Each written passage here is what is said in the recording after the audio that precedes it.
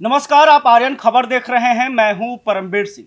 बिहार की राजनीति में सीमांचल एक प्रमुख क्षेत्र बन गया है, खास करके मुसलमानों की राजनीति को लेकर। और बिहार के मुसलमान किधर जाएंगे, यह सेट सीमांचल करता है। और आज सीमांचल में एमआईएम के प्रमुख असदुद्दीन अवैसी का रैली हुआ, और वहीं दूसरी तरफ पप्पू यादव भी पूरी तरह से सीमांचल में सक्रिय नजर आ रहे हैं। और इन दोनों नेताओं के सक्रिय होने से कहीं ना कहीं तेजस्वी यादव परेशान हो जाएंगे, क्योंकि मुसलमान यानी कि एमवाई समीकरण की जो चर्चा है वो आरजेडी के लिए होती है। कहा जाता है कि बिहार में मुस्लिम यादव जो हैं वो आरजेडी के साथ रहते हैं, कि क्या अब ये जो गठबंधन है वो टूटने वाला है। आज इसी मुद्दे पर हम लोग चर्चा करेंगे। चर्चा करने के लिए हमारे साथ हमारे संपादक दीपक सर मौजूद है। दीपक सर, क्या लग रहा है, जिस तरह से सीमांचल में पप्पू यादव काफ़ी सक्रिय दिखाई दे रहे हैं और ओवैसी भी सक्रिय हो गए हैं, और पूरा संदेश है मुसलमानों को कि आप लोग मेरे साथ आइए। आपको विपक्षी पार्टियों ने, खास करके तो तेजस्वी यादव पर सीधा अटैक ओवैसी का था। इसे सर कैसे देख रहे हैं? देखिए, ओवैसी का यहाँ बिहार आना एक तरह से सच पूछिए तो इंतजार हो रहा था कि ओवैसी कब आएंगे कब बिहार। आएंगे? खास करके सीमांचल के इलाकों में, सीमांचल में उनकी पार्टी की पकड़ अच्छी है। अच्छी है। देखिए, सीमांचल का वो बेल्ट है जहाँ पे आप ये देखिए कि वो ये बिहार की राजनीति में जो अल्पसंख्यक वोट बैंक है, जी सर। मुस्लिम वोट बैंक किधर जाएगा उसकी दशा और दिशा तय करता है। हम्म। देखिए, बिहार में 47 ऐसी सीटें हैं जो डायरेक्टली, जिसे कहें कि वहां पे मुस्लिम वोट बैंक ये तय करता है कि वो सीट किसकी होगी, कौन जीतेगा, कौन जीतेगा, कौन हारेगा। और इसी वोट बैंक पर सबकी नजर है। सबकी नजर एक तो यादव माफ कीजिएगा, आरजेडी का कैडर वोट बैंक है, एमवाई समीकरण जिसकी चर्चा आपने की। मुख्यमंत्री नीतीश कुमार यानी जेडीयू का भी झुकाव अल्पसंख्यक के प्रति कितना है ये सबको पता है जी। Soft corner. और कांग्रेस का भी झुकाव हमेशा से रहा है। देखिए, बीजेपी का झुकाव मुस्लिमों के, मुस्लिम वो उन्हें वोट देते नहीं, ये सबको पता है। लेकिन कोशिश हर बार बीजेपी करती है। लोकसभा चुनाव में भी की थी, आपने देखा होगा कि लोकसभा चुनाव जिस समय हुआ था, अमित शाह ने सबसे पहली रैली पूर्णिया में ही की थी। और इस बार भी सौगात मोदी का वितरण किया गया है। हाँ, तो ये चीज है, कोशिश वहां पे है। लेकिन देखिए, असदुद्दीन ओवैसी का यहाँ बिहार आना इंतजार हो रहा था, जिसकी बात मैं कर रहा था। अब देखिए, सबसे पहले बात करते हैं असदुद्दीन ओवैसी की। पिछले विधानसभा में उनकी पार्टी की 5 सीटें आई थी। मतलब वो जब वहां आंकड़ा आया था तो पूरी बिहार की राजनीति चौंक गई थी। सारी पॉलिटिकल पार्टी चौंक गई थी। 5 सीटें एमआईएम ओवैसी की पार्टी ने ले आया। अब सबसे बड़ी बात है, अब उस क्षेत्र में उसका प्रभाव है। देखिए, पूरे सीमांचल में तकरीबन 40 से 70% जो है मुस्लिम वोट बैंक है। और उस मुस्लिम वोट बैंक को साधने की कोशिश 24 विधानसभा सीटें, आज आप भाषण देख रहे होंगे असदुद्दीन ओवैसी का। उन्होंने कहा, उन्होंने उसका जिक्र किया। एक दर्द उनके मन में था कि 5 हम लोगों ने जीता था और 5 में से 4 वो लोग ले गए। वो लोग ईमान के साथ सौदा करके वो लोग भाग गए, लेकिन 4 भागे थे, 24 लाएंगे। यानी सीमांचल में 24 विधानसभा है। ओवैसी का टारगेट इस बार पूरा का पूरा सीमांचल बेल्ट का 24 सीट का है। खबर है कि सर 50 सीटों के आसपास सीटों पर एमआईएम जो है अपना प्रत्याशी उतारेगी। ठीक है, बिल्कुल उतारेगी, लेकिन 24 सीट जो सीमांचल का है, अब ऐसा तो है नहीं ना कि सिर्फ सीमांचल के इलाकों में, सीमान में भी कई ऐसे विधानसभा में मैंने आपसे कहा ना कि 47 ऐसी सीटें हैं जो वहां पे मुस्लिम वोट बैंक जो है ये तय करता है कि वो सीट किसकी जाएगी। और पिछली बार भी उन्हीं सीटों पर ओवैसी ने अपने कैंडिडेट भी दिए थे। हालांकि यह बात है कि 5 सीटें जो मिली थी वो सीमांचल के बेल्ट से मिली थी, लेकिन अच्छा खासा वोट जो है ना वो ओवैसी की पार्टी वो वहां पे ले गई थी। अब बात आई है पप्पू यादव की। पप्पू यादव पूर्णिया से सांसद हैं। अब डायरेक्टली या इनडायरेक्टली वो कांग्रेस से तो जुड़े हैं। अभी आपने देखा होगा कि 2 ऐसी मीटिंग्स हुई थी कांग्रेस में जिसमें पप्पू यादव को बुलाया गया था। गुजरात में जब नेशनल कमेटी की मीटिंग हुई थी, पप्पू यादव स्पेशल इनवाइटी के रूप में उसमें बुलाए गए थे। और इधर भी एक मीटिंग हुई थी, उसमें पप्पू यादव को बुलाया गया था। अब देखिए, पप्पू यादव तो सांसद हैं, लेकिन वो इतनी मेहनत सिर्फ इसलिए कर रहे हैं कि कहीं ना कहीं एक इंडिकेशन कांग्रेस का भी है। और वो कांग्रेस का एक झुकाव है कि आप वहां पे जाकर उस चीज को पकड़ बनाइए। अब चूंकि एमपी वो तो हैं, तो अपने और क्षेत्र उनके से जीत की भूमिका में मुसलमानों का बहुत भी बड़ा बड़ा हाथ हाथ है, था। बहुत बड़ा हाथ है। पूर्णिया और के मुसलमानों ने पूरी तरह से पप्पू यादव का पप्पू समर्थन यादव का समर्थन किया, तो ऑब्वियस है कि जब सांसद हैं तो अपने इलाके से ज्यादा सीटों को निकलवाने की उनकी पूरी कोशिश होगी।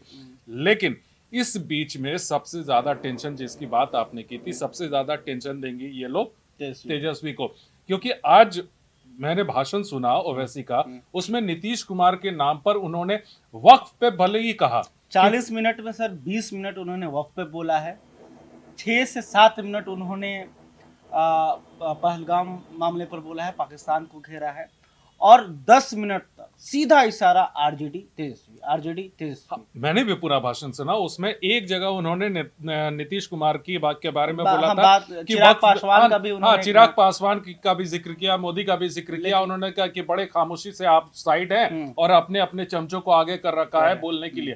हालांकि उनका टारगेट नीतीश कुमार जो है वो सिर्फ और सिर्फ वक्फ बिल पे था, लेकिन उस पूरे मामले में उन्होंने टारगेट तेजस्वी को किया और ऐसे ऐसे चीजों का और बातों का इस्तेमाल उन्होंने किया, मतलब लगा कि एकदम आग बबूला है, किसी तरह से हर हाल में उनको सीटें चाहिए। लेकिन उन्होंने कहा कि ये जमहूरियत है और हम यहाँ पे डेमोक्रेसी के थ्रू ही हम अपनी सारी चीजों को वापस लेंगे, यानी 4 भागे थे 24 लेंगे।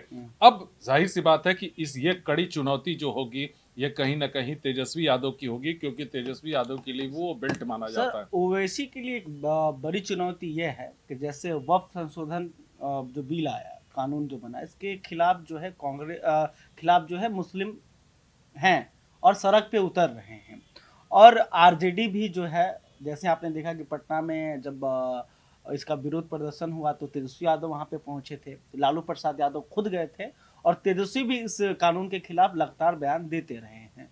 और बीजेपी के खिलाफ में मुसलमान हैं, वो चाहते हैं कि बीजेपी को जो हराए हम उसके साथ हैं। और एक आरोप ओवैसी पे ये लगता है कि इन्हें कहा जाता है कि बीजेपी का बी टीम है।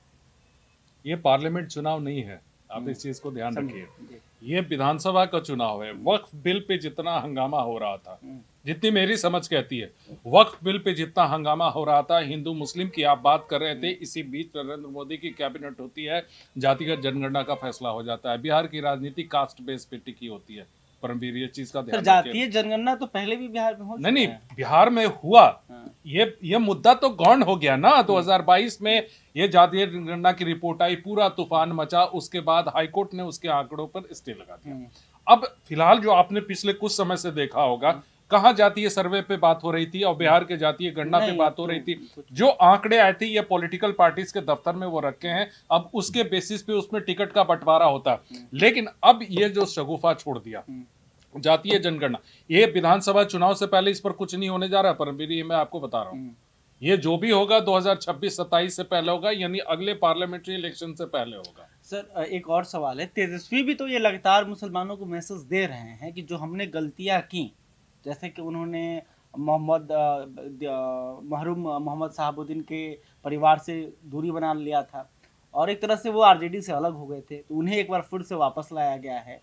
और जिस तरह से मोहम्मद शहाबुद्दीन का जो इंतकाल का दिन था, उसको बड़े स्तर पर आरजेडी के द्वारा मनाया गया, ये मैसेज देने के लिए कि शहाबुद्दीन जो है हमारे नेता थे। देखिए वो तो पॉलिटिक्स है कि आप मुसलमानों को लुभाने के लिए आपने, ठीक है, मोहम्मद शहाबुद्दीन के, और उनका भी एक इम्पैक्ट है शहाबुद्दीन। हाँ, ठीक है, मैं मानता हूँ, लेकिन उसको लेकर तेजस्वी यादव की आलोचना भी हो रही है। जो उनके विरोधी हैं, विरोधी इस बात का इशू बना रहे हैं कि आरजेडी और तेजस्वी एक अपराधी के जो पुण्यतिथि जिसको बोले इंतकाल हुआ था, उस पर कार्यक्रम कर रही है, उसके बारे में बात कर रही है। देखिए ये राजनीति का चर्चा का विषय है, सिर्फ शहाबुद्दीन की चर्चा करके आप पूरे मुसलमानों को अपनी ओर नहीं ले पाएंगे। आज की पब्लिक भी ये समझ गई है और तेजस्वी यादव भी इस चीज को लेके समझ गए हैं। उन्होंने वक्फ बिल पे भी आपने देखा होगा, उन्होंने कितनी सारी बातें कही थी, और वक्फ बिल पे भी उन्होंने कहा था कि सब कुछ उनके हक के लिए जितना लड़ना होगा हम लड़ेंगे। और सर एक चर्चा प्रशांत किशोर की भी कर लेते हैं यहाँ पे, कि प्रशांत किशोर भी जिस तरह से कह रहे हैं कि 40 सीट देंगे हम मुसलमानों को, हक देंगे उनको, वो तो शुरू से तो देंगे, वो तो शुरू से बोल रहे हैं। 18% उनकी जनसंख्या है बिहार में, तो उतना उनको सीट मुस्लिम वोट बैंक पे प्रशांत किशोर की नजर शुरू से है। 40 सीट की बात करें, मैंने बोला कि 47 सीट है, उन्हीं सब सीटों पर ये लोग अपने अपने कैंडिडेट करेंगे और उस जहां पे यह फैक्टर काम करता है कि मुस्लिम ही बताएगा कि उनका जनप्रतिनिधि कौन होगा। और बीजेपी का जो नजर है वो पसमानदा मुसलमानों की तरफ है। लगातार बीजेपी की तरफ से कहा जा रहा है कि वक्फ संशोधन जो कानून हमने लाया ये तो जो गरीब मुसलमान हैं उनके हक के लिए है और इसकी भी चर्चा हो रही है। आप देखिए बिहार में एक संगठन है पसमानदा का, उन्होंने भी वक्फ बिल का समर्थन किया था। तो क्या ये आप जो एक तरह से नैरेटिव था कि बीजेपी मुसलमानों के खिलाफ है और बीजेपी जो है जातीय जनगणना के इस फैसले को भी इससे जोड़कर देखा जा रहा है? देखिए ठीक है, वो पसमानदा समाज जो है वो कहीं ना कहीं एक तरह से आप ये मान रहे हैं नरेंद्र मोदी को सपोर्ट कर रहा है कि भाई आपने जो वक्फ बिल लाया वो वक्फ बिल सही था, और पसमानदा मुस्लिम को ही टारगेट करने की कोशिश है, क्योंकि बिहार में बड़ी संख्या में पसमानदा लगभग 70% से अधिक बड़ी बड़ी संख्या हाँ। में लोग हैं, उस वोट बैंक को खींचने की कोशिश है। मैंने आपसे पहले भी कहा था कि बीजेपी कोशिश करती, इस बार भी वो कोशिश कर रही है, उस कोशिश में उसे कितनी कामयाबी मिलेगी कि मुस्लिम वोट बैंक, चाहे पसमानदा की बात आप कर रहे हैं, वो वोट बैंक कितना अपनी ओर खींच पाते हैं ये अभी कहना मुश्किल होगा, क्योंकि अभी सपोर्ट कर रहे हैं, वोट में कितना कन्वर्ट होगा ये अभी कहना काम लोकसभा चुनाव में किशनगंज से एमआईएम ने अपना उम्मीदवार उतारा था, अख्तरुल इमान ही चुनाव लड़े थे, भले वो हार गए लेकिन 3 लाख से अधिक वोट मिले। यस, अभी आज ओवैसी ने इस बात की भी चर्चा की है, उन्होंने बहुत जिसे कहे कि अख्तरुल ईमान की जो है ना पीठ थपथपाई उन्होंने कहा कि सब लोग भाग गए लेकिन एक बंदा ईमान के साथ टिका रहा, और शुरू से टिका रहा, और उन्होंने 2 बार चुनाव लड़ा, दोनों बार में हार भले मिली लेकिन 3 लाख से अधिक वोट मिले हैं। इसका मतलब कि लोग उनको पसंद करते हैं, या फिर जो उनकी पार्टी है उस पार्टी की वहां पे पकड़ है। देखिए इस मुस्लिम वोट बैंक को साधने के लिए और फिर से अपनी पार्टी को खड़ा करने के लिए जो ओवैसी वो सब कुछ करेंगे, क्योंकि उनको पता है कि अगर बिहार में प्रवेश करना है तो वही एक रास्ता है। उस 2020 के चुनाव में उनकी पार्टी एक तरह से खड़ी हो गई थी, संभाल नहीं पाए, खुद ओवैसी संभाल नहीं पाए, यही कारण है कि चार्ट टूट के चलेगा। अब इस बार कितना होता है क्या होता है कह नहीं सकते। तो देखिए अब जो है तेजस्वी यादव के सामने एक बड़ी चुनौती जो है ओवैसी और पप्पू यादव बनते हुए नजर आ रहे हैं। तेजस्वी यादव को अगर एमवाई समीकरण को बचाना है तो कोई बड़ा फैसला या ऐलान करना होगा, क्योंकि बिहार के मुसलमान भी जो है कहीं ना कहीं छला हुआ महसूस कर रहे हैं। उन्हें लगता है कि विपक्ष यानी कि आरजेडी जितना प्रतिनिधि उन्हें मिलना चाहिए उतना नहीं दे रही है, और इस बात का फायदा जो है ओवैसी उठाने का लगातार प्रयास कर रहे हैं। खैर अभी तक आपने हमारे चैनल को सब्सक्राइब नहीं तुरंत कर ले। इस खबर को लेकर, इस डिबेट को लेकर आप क्या सोचते हैं कमेंट करके बता सकते हैं। वीडियो फेसबुक पर देख रहे हैं तो हमारे पेज को भी लाइक कर लीजिए। बहुत बहुत